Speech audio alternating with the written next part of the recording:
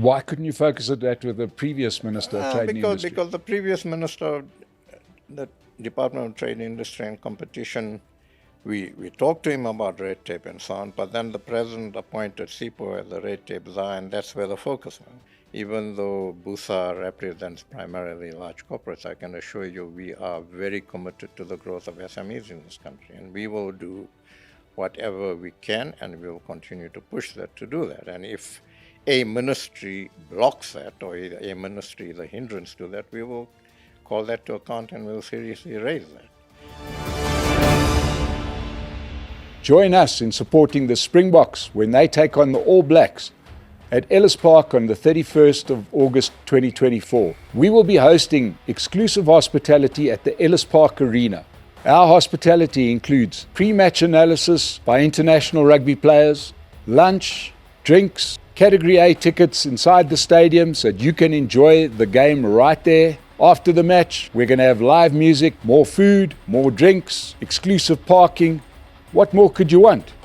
If you want to join us and bring any size group, get more information below this video.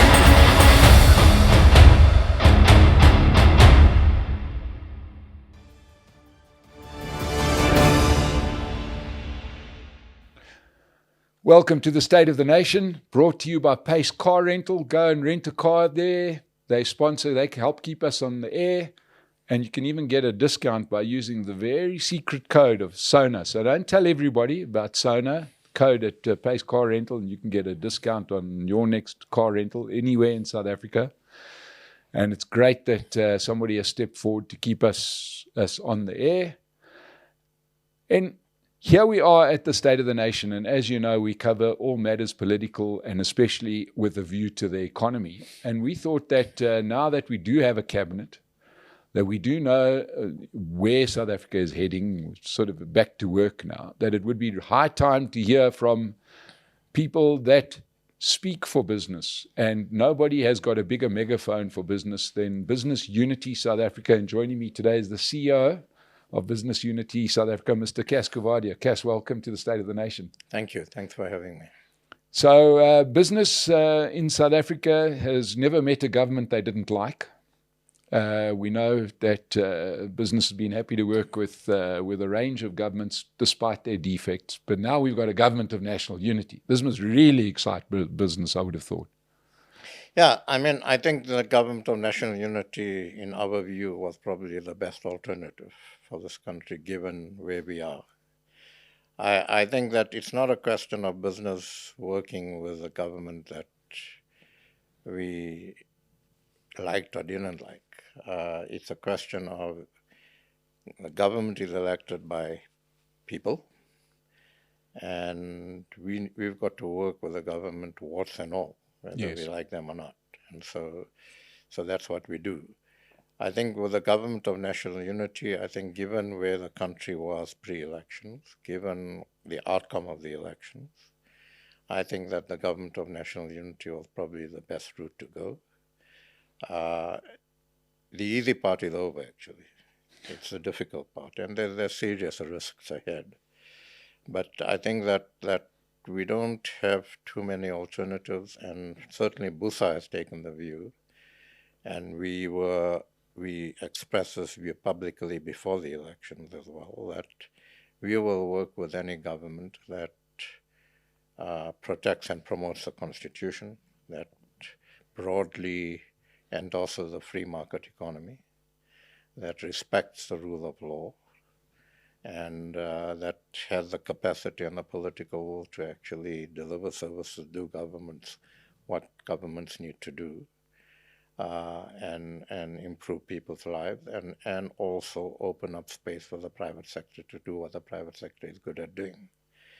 And broadly speaking, I think this government of national unity, if you look at the two major parties, I think we can work with, and we've got to work with. There are other, one or two other parties in there that are problematic, but we've now got the cabinet in place. It's a mixed bag of people, and we want to now explore how we can work with them and how we can continue with the partnership we have, because we believe we've shown slow but sure progress on that, while at the same time holding this government to account.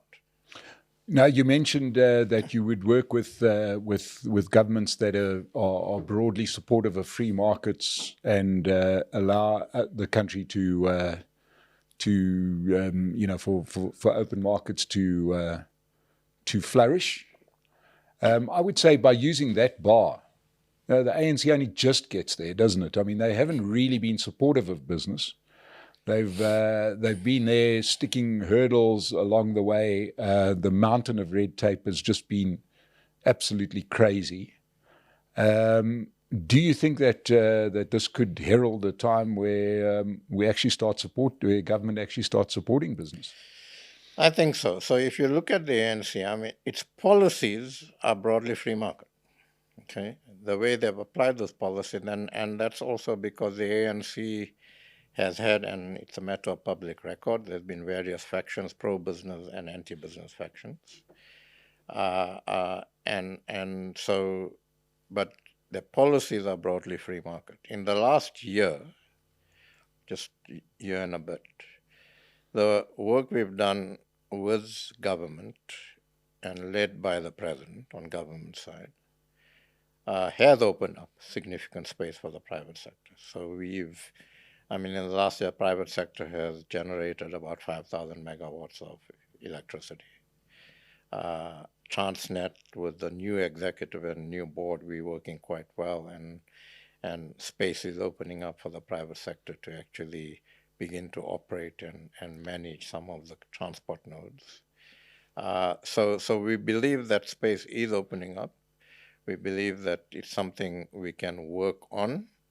And we're absolutely clear that if the interaction with government does not lead to more space being opened up by the private sector, and we find ourselves in a position where we're not actually making that sort of a difference, we will review that partnership. But Cas, just to go, when you say opening up a space for the private sector, what I'm hearing is a whole lot of examples of opening up the space for the private sector to do what government can't do within their mandate, right? I've got a different interpretation of opening up space for the private sector, and I suppose that's largely because I don't sort of think of myself as trying to protect the interests of mega corporations in South Africa. That space that you talk of that's been opened is actually, please come in and do our work for us. Well, not totally. So we've always been advocating that, take energy for instance, that we need a more diversified energy sector. We've always been advocating that the private sector can generate energy. But their action doesn't come as a result of them saying, well, let's open it up. Their motivation comes in like, oh God, the mob's going to lynch us if we don't have electricity. Private sector, come and help. You know what I mean? What I'm saying is there's a difference between them inviting you in. No, but if you look at the president's electricity plan, energy plan, which was launched in, I think, June or so of 2023, I think, or was it 2022, I think. If you look at that plan, and that plan was launched before we started this partnership. Its partnership started essentially in June last year. If you look at that plan itself says that close on to 70 or 80% of new energy generation will happen by the private sector, and they need to enable that. Okay, so that wasn't pushed on them by us pushing them. I mean, we did push that they need to, for instance, lift the ceiling on embedded energy, which the president finally did, and now the ceiling is gone. We've always said create the environment for investment, and the investment will happen. And the private sector is doing this because it makes sense. It's an investment. And it makes money. And it makes money.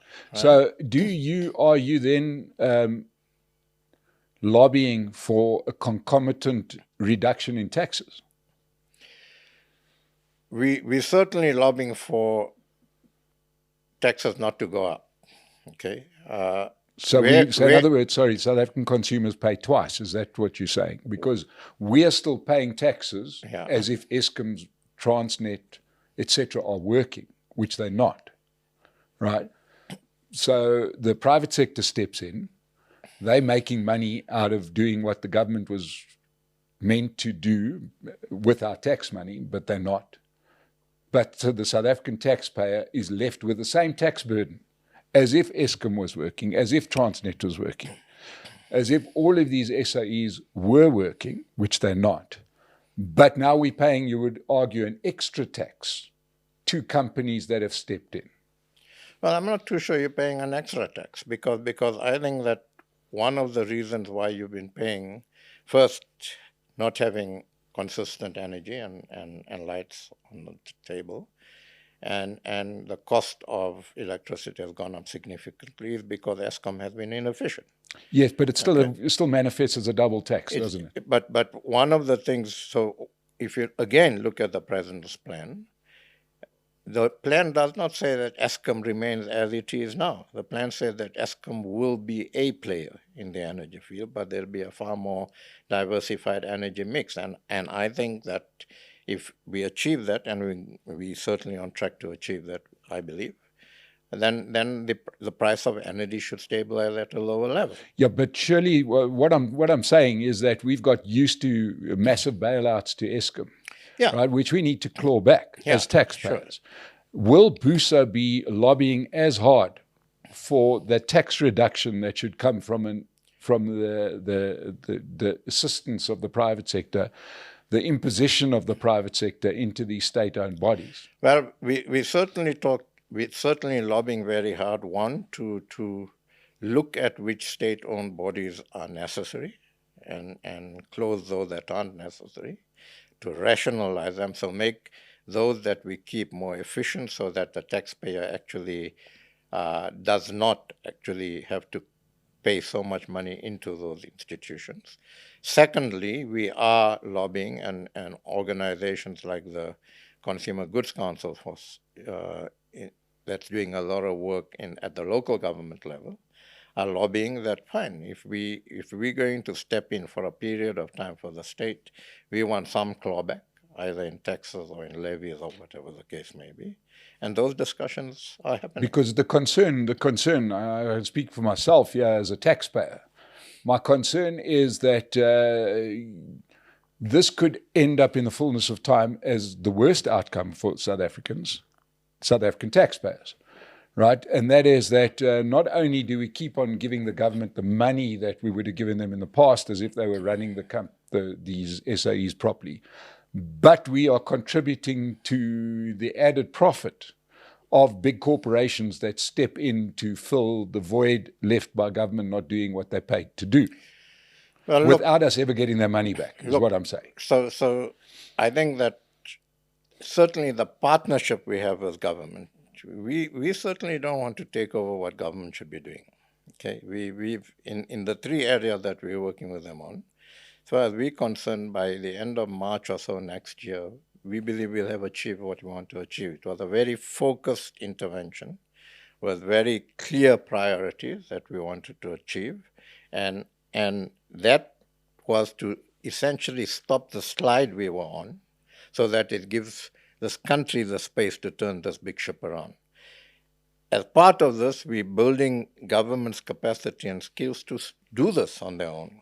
We don't want to be running or as you say, doing government's job indefinitely. Sorry, with respect, somebody like Patrice Motsepe must be delighted with the way it is because he's got a dominant role in the solar power business. So in other words, he's getting profit that comes from government inefficiency, right? While the government still gets the tax money from the taxpayer to run these things, which they're not doing. And then everybody's going to go back. But Patrice Motsepe's solar company is still going to be going, going to be doing well, right?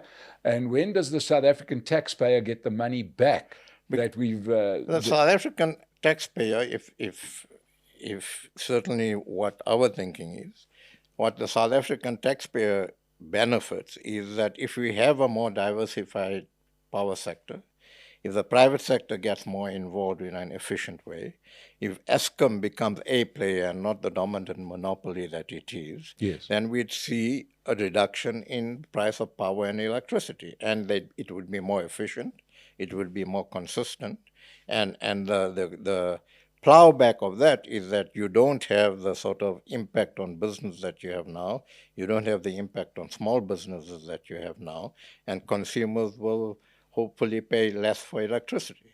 Now, but you don't see the money that's spent in taxes, in double taxation, as ever repayable. We're just sort of saying, guys, just be happy that we don't have load shedding. That's your payback, even though we've paid double. Payback is you over a period of time, you won't have 29-30% increases in electricity, which is what Eskom is asking for now. Yeah, well, but the power's running. So in other words, if your intervention has worked, then surely they wouldn't need their 29 or 30%. No, exactly. But that's exactly what they're asking for. So where is the voice of Busa when they're doing that? They're asking for that now. But as this kicks in, as I said, so in the last year, we've put 5,000 megawatts or we produced 5,000 megawatts of energy. Had we started that 3 years ago when we started making these noises, that would have been on the grid by now. Yeah. As the renewables get onto the grid, as what the private sector is producing gets onto the grid, there's less and less possibility for Eskom. I mean, Eskom is not the only producer or distributor of electricity. They'll be wheeling, I mean, what's happening in the Western Cape at the moment? The government is actually promoting the role of the private sector in energy generation and energy distribution. Now, we believe that in the next few years, we'll begin to see the impact of all of that. And the role of Eskom will be a very different one. It will be a player in the field. There'll be increasing generation by the private sector and distribution by the private sector. And all of that means that the energy architecture that you see today, including the sort of increases at Eskom needs these increases because they need to fund the behemoth it is. Yeah. Certainly, as far as we are concerned, in the next 3 to 4 years, Eskom won't be the behemoth that it is. It will be a player with very specific deliverables. Yeah, but we still have an issue around many parts of the chain. And we're just using Eskom as an example because it's an easy example. Sure. Right, we still have government with the sole authority on distribution, right? So in other words, we can have, for example, in Johannesburg, City Power saying everybody will pay 200 Rand levy whether they like it or not. Where's Business Unity South Africa's voice when that kind of thing happens, or is that not really the constituency you speak for?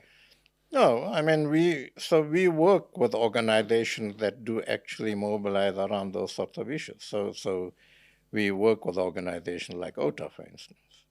Okay, now there are organizations that are actually civil society organizations that are mobilizing when the example you use, City Power saying 230 odd bucks, because people are essentially moving away from the city providing power. And we work with those organizations. Whether we become activists in our approach to that, I don't think that's our role. I think our role is to try and make business efficient. It's to enable business to do what they are good at doing and increase what they are doing.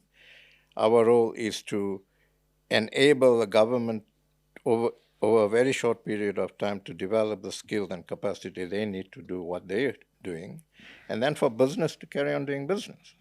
Now, civil society organizations are being active in these where government is actually putting into place charges and mechanisms that are not good for consumers, and there are many civil society organizations that are doing that, and we interact with those. And Cas, when you say business, Business Unity South Africa is a confederation of many business bodies, which broadly means that you're not speaking for specific, you don't have specific members that are companies, etc. That's your member organizations. But, what I'm terrified of in South Africa is that I've really chosen the most difficult road that one can choose in this country, and that is to run my own businesses. I've been entrepreneurial, and no business body speaks for entrepreneurs or small bodies, and nowhere was that more visible than with the COVID response, where I didn't hear Busa speaking up against the ban on restaurants, or the ban on some of the entertainment, or all of those other crazy legislations, open-toed shoes and things like that. It's hard not to think that Business Unity South Africa is only talking for very big companies. Just on COVID business, Busa did speak up actually, and I can send you stuff that we did. I fully agree with you. I think that representation of small and medium business in South Africa needs to be jacked up. We have an organization like the Small Business Institute that's a member whose members are SMEs, and they try to do work on that. A lot of the, for instance, the Consumer Goods Council, the food retail industry has members that are small and medium businesses.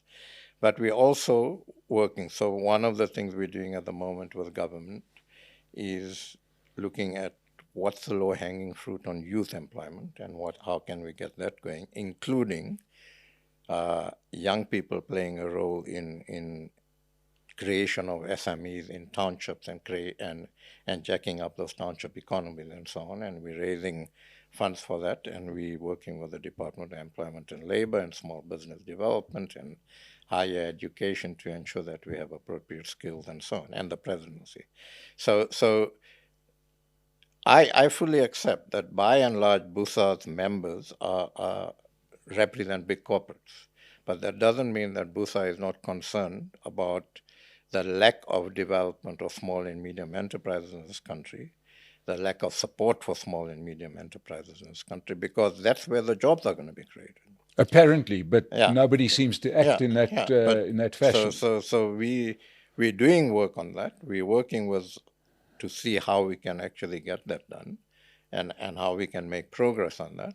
And we certainly see that as a very serious constraint to economic growth in this country.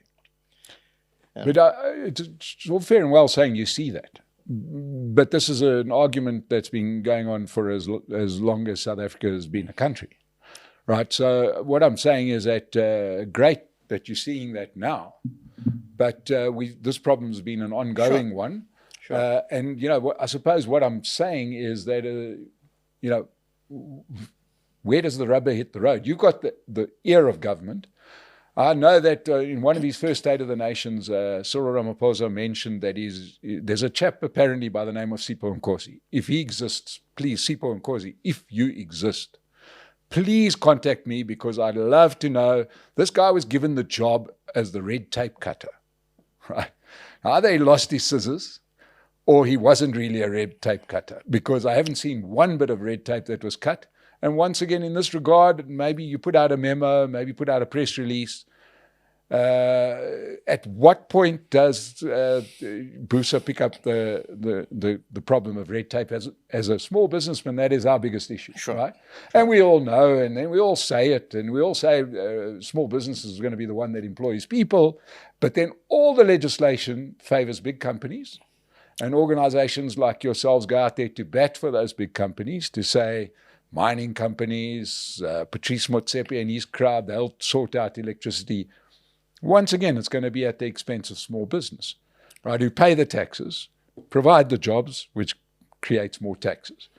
But yet the red tape carries on. Yeah, and Sipho does exist, by the way. Well, do you have his number? Please give it to me. I would love to know if this guy, what red tape he's ever cut. He exists, and look, has it been effective?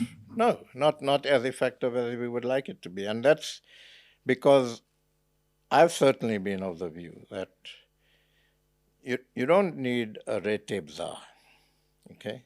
You need to identify where the critical areas of red tape are, pull that minister around the table and say, you've got 6 months to get rid of this, okay? And account to me on this.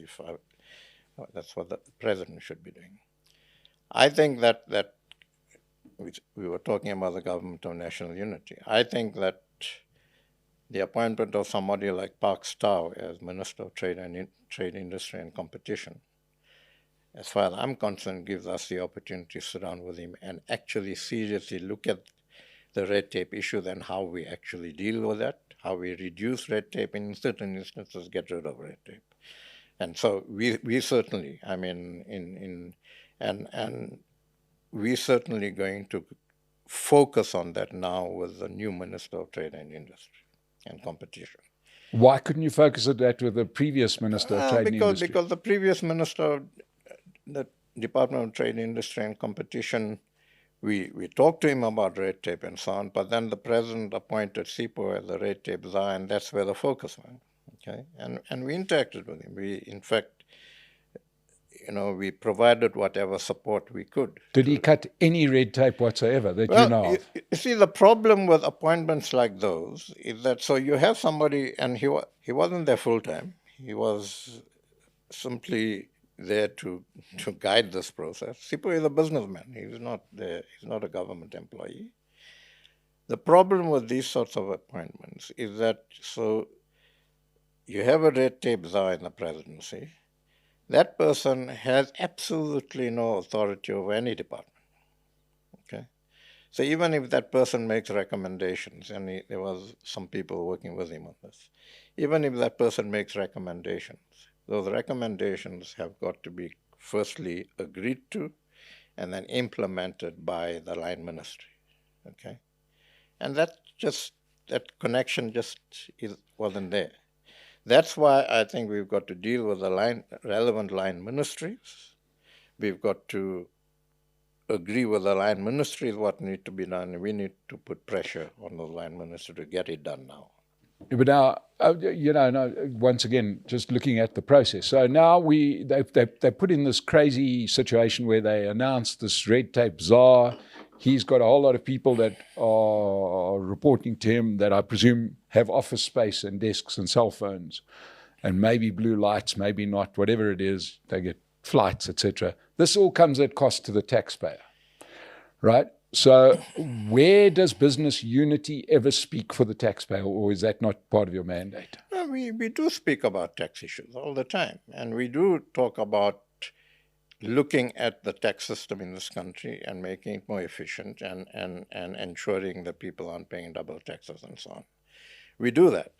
Also, I mean, I think one needs to be fair. SIPO wasn't paid for this. He wasn't, but his department. He didn't have a department. He didn't have a department. He had one or two people working with him. That weren't earning nothing. I'm saying this is cost to the taxpayer. And there weren't additional people. There were people who were already in the presidency. So I mean, where government needs to be criticized, I'm the first to criticize them. But let's be quite clear. This wasn't at great expense to the taxpayer.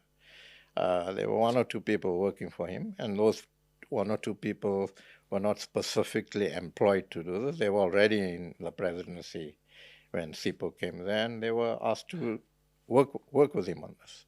And we helped where we could. And so I just need to be clear about that. But having said that, I think, look, I fully agree with you about the issue, okay?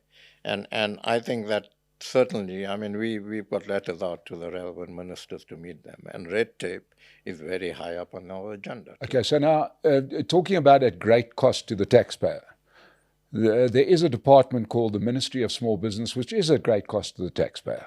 That's got a minister who walks around with a Che Guevara cap, the previous Minister of Small Business, and I'm yet to see what that ministry has ever achieved.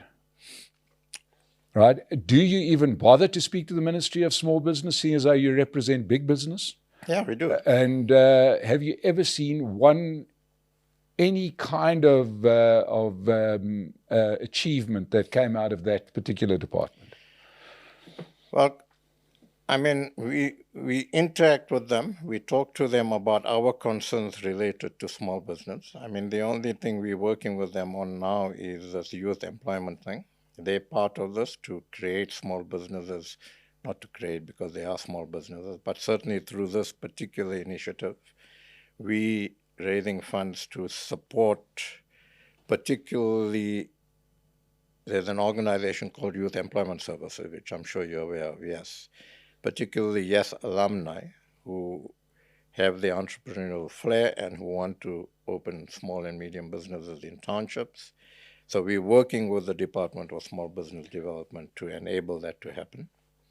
And we'll continue to do that. So I think that to me, it's not just, and the Department of Small Business Development needs to do much more to enable this. Cas, you're a man with a lot of business experience and a lot of international experience.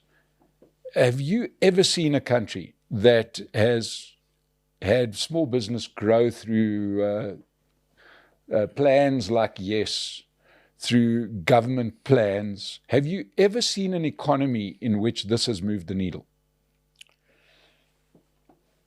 I think government business initiatives in a situation where, and this matter of public record, government has not delivered and has not had the capacity for various reasons. Some of it they've destroyed themselves and so on and so on, to deliver on this. I've seen some partnerships, but not to the extent that we have here. So, it sort of comes out to that, remember there was this long-standing sort of study that perhaps, if one wanted to do better social development, you'd probably be more effective if you threw the money out of a helicopter above a sort of a populated area. That's probably more efficient than a government program. But I'm just concerned that we've got ourselves in that these things are a smokescreen to keep small businesses out of business. Right? By having a ministry of small business, in a way, has the effect of keeping small businesses out of business. Because once again, you're increasing the cost of business, our taxes go up, you're creating more hurdles, you've got this very, very, very opaque system of who gets helped, who doesn't get helped, what is a small business.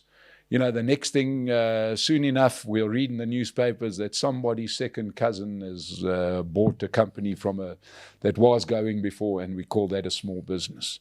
Should Busa not be lobbying for the dismantling of something like the Ministry of Small Business? No, if you're interested in small business. Yeah, I don't think we should. I mean, the sort of line between business and business lobbying and sort of politics gets thinner and thinner. But I think that we've been quite clear that the ambit of which ministers are there and which ministries are there is the ambit of the president of this country. It's not our ambit. If a ministry is not working well, we'll criticize it, we'll try to call it to account, we'll raise it with the president. But we will do everything we need to do, and I can assure you, even though Busa represents primarily large corporates, I can assure you we are very committed to the growth of SMEs in this country, and we will do whatever we can, and we will continue to push that to do that. And if a ministry blocks that, or a ministry is a hindrance to that, we will call that to account and we'll seriously raise that.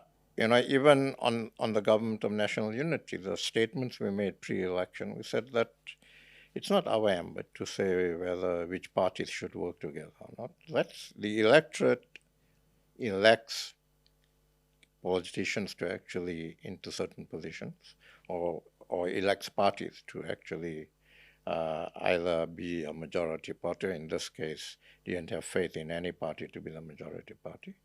And it's those political parties that must respond to the electorate. It's not for business to respond to the electorate. So we wouldn't do that, but we would certainly do everything we can to actually, in this case, enable the growth and formation of SMEs, and where any government department is actually putting hindrances in the way, we will call that to account and we will raise that. Have you? Consistently raise that. Can you give us a for instance? Yeah, so I mean, on small business development, I mean, we absolutely clear, and we've raised this before. One, that there are a number of government programs that's supposed to help small and medium businesses. We've raised that one, they're not efficient. We've asked whether we can help. That hasn't been taken up. We've raised that communications need to be better. Give us the information and we'll communicate to our members who can then, and particularly those that are in touch with small, medium businesses. We've raised consistently that the tax environment for small and medium businesses needs to be relooked at. We've looked at particularly regulation in the labor market that actually hamper small and medium businesses, and we consistently talk about this and we consistently put pressure on these things. Now, do we do all of that in public? Not always. There are times when we do it in public, but there are times when we interact with, be it a relevant minister or the president on these matters. And that's what we've got to do. There should be quick fixes to these things, but we keep on pushing, and where we can bring our capacities and our influence to bear to actually show that if you do it in this way, it does work, and actually show concretely that it works, we do that.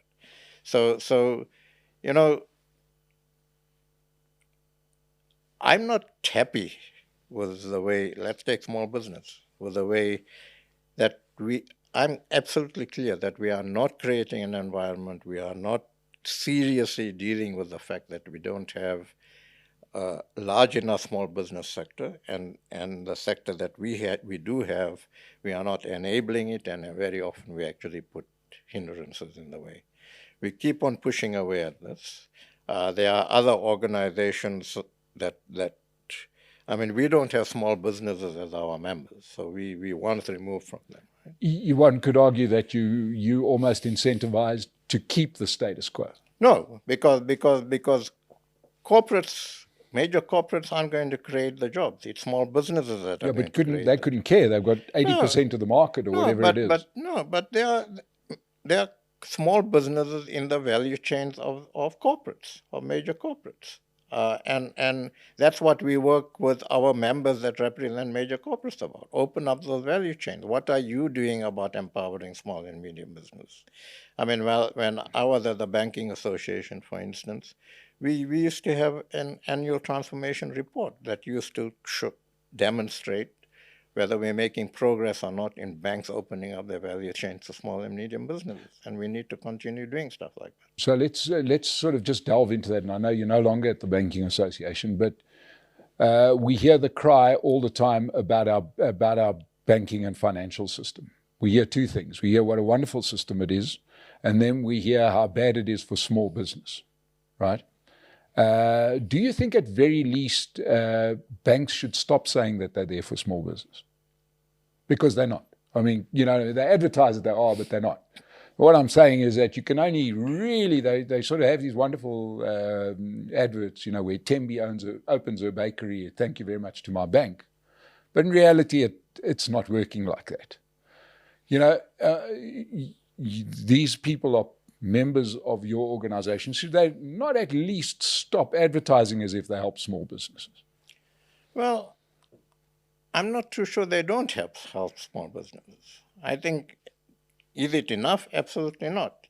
But also, when I talk about banks and small business, I don't just look at the big four banks.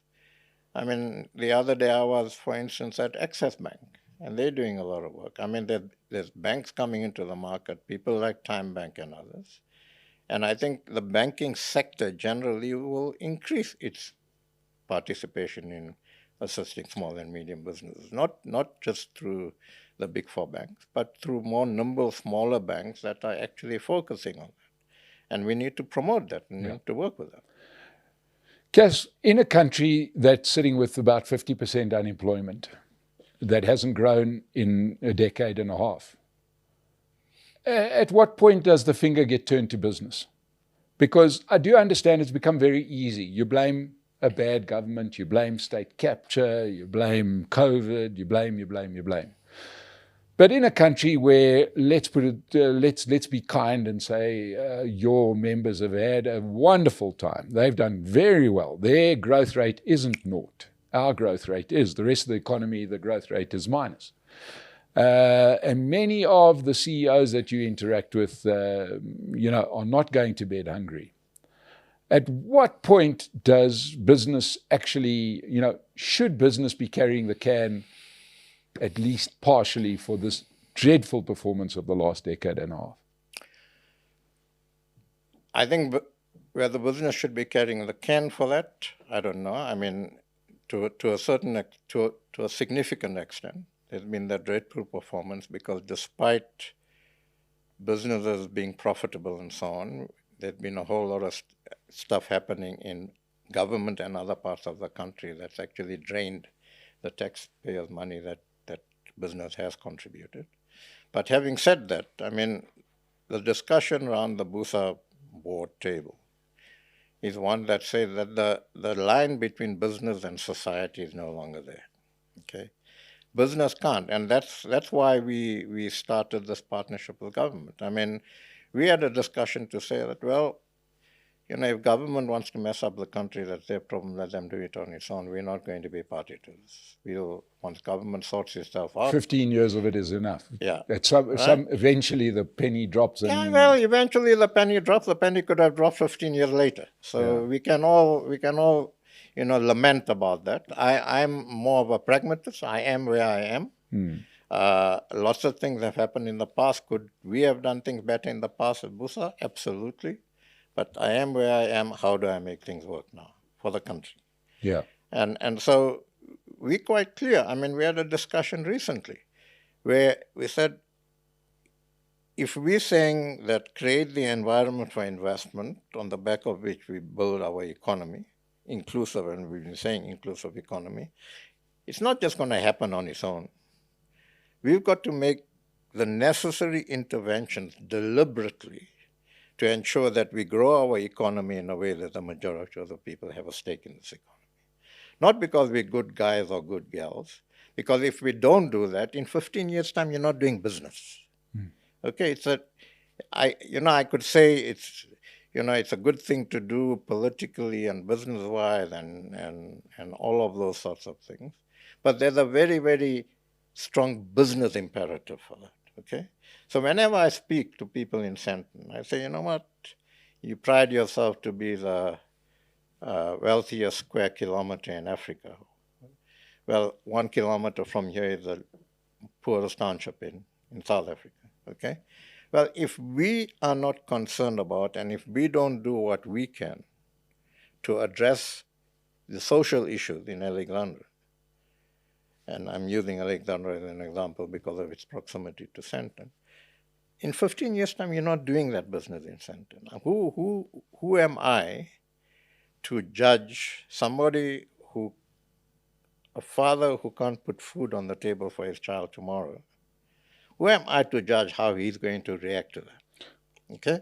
So I think that we, in the way we do business, we need to do business in a way, and, I use the term sustainable, and I don't limit it to how we're using our land and climate change and all of those things.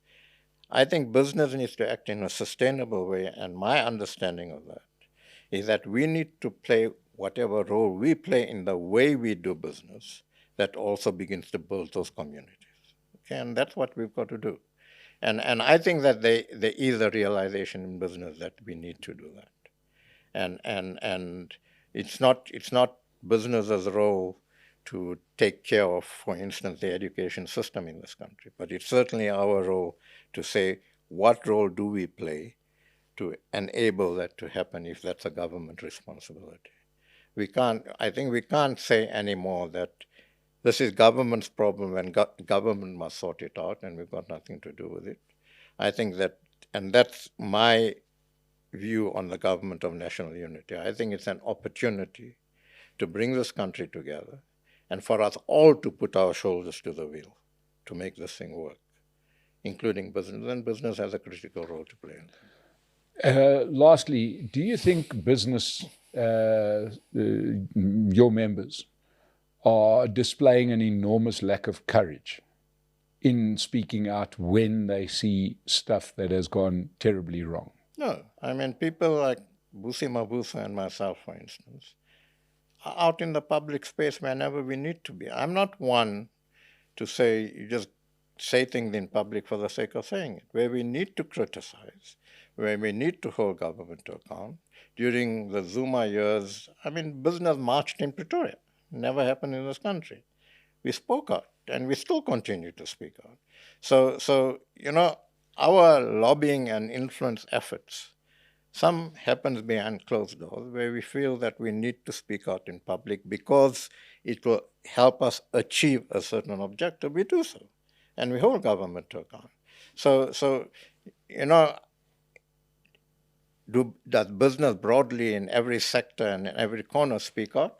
Probably not.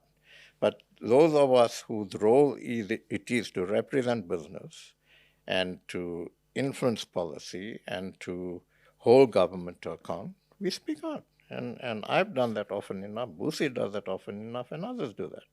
So I don't think business is scared to do that. I think that's what business organizations are there for, and they must do that. They must work with government, but they must work with other stakeholders. But where publicly we need to call government to account, or even our members to account, we must do that. And I think we do. Cas Coovadia, thank you so much for participating today. Business performs a critical role in South Africa. Let's not forget that every single rand that gets generated in South Africa is generated by some business. If anybody says that, no, but what about government? They also do things. They do things as a response to the business that's generated by a business person. That idea that you have that gets turned into a business sets off a chain of events which eventually ends up in some tax being paid, which eventually ends up in some public servant being elected. It's not the other way around. Without business, we have nothing. And without many businesses, we have the poor and sluggish economy that we have. So it's up to us in South Africa to hold our business people to account, to make sure that everybody's getting a fair shake at running a business. So we will continue to engage with everybody in this chain. It's something that we are particularly passionate about at the State of the Nation. If you share our passion, subscribe to the channel, become a member. We are also a business. We also need funding. Sure as hell not getting it from big business or the government. But at least we've got somebody like Cas Coovadia who is prepared to come in here and answer these questions. Cas, once again, thanks for coming to the Pleasure. State of the Nation. Thanks for having me. To everybody that's joined us, thank you very much, and we'll see you again soon.